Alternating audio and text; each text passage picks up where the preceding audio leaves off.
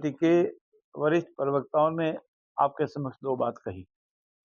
एक ये कहा कि जो महात्मा गांधी नरेगा था उसका नाम बदल करके गलत काम किया, लेकिन इस बात का उन्होंने उत्तर नहीं दिया होगा कि उसको और सरल बनाने, प्रभावी बनाने, कार्य दिवस और बढ़ाने, जो मानदेय या मजदूरी जो मिलती है उसको बढ़ाने, किसान के हित में बीच में ब्रेक देने, इतने सारे जो उसमें अच्छे कार्य किए उसका कोई जवाब नहीं दिया होगा।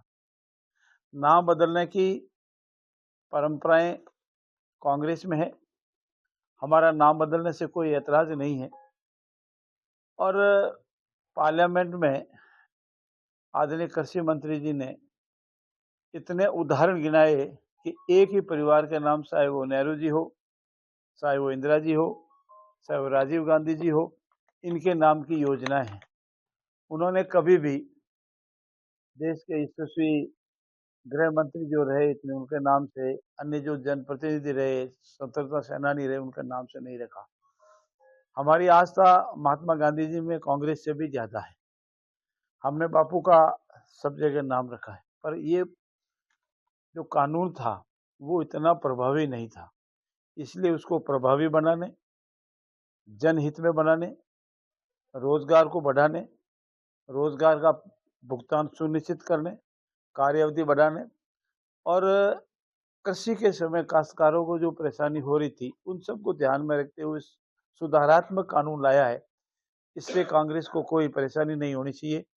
कांग्रेस को परेशानी इस बात की है कि उनके पास न तो मुद्दा है, न आलोचना करने का कोई विषय है, न समालोचना का कोई विषय है और न वो कोई जन आंदोलन कर पा रहे हैं। और उनका जो तथाकथित वोट चोर गद्दी चोर का अभियान चलाया, उसमें बिहार की क्या दुर्गति हुई वो आप सबके सामने है। दिल्ली में बड़ा सम्मेलन करने का आह्वान किया, वो पूर्ण रूप से फ्लॉप हुआ। विभिन्न जिला स्तरों पर या राजस्थान प्रदेश के स्तर पर किया, वो पूर्ण रूप से फ्लॉप हुआ।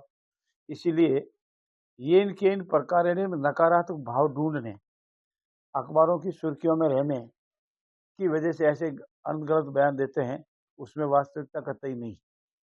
जहां तक नेशनल हेराल्ड का प्रश्न है, मैं उनसे आपकी मार्फत निम्रता से निवेदन करता हूं, क्या कोर्ट ने ये कहा है कि जो अनुसंधान अधिकारी ने अनुसंधान के अपराध प्रमाणित मानकर चालान पेश किया, क्या कोर्ट ने उसे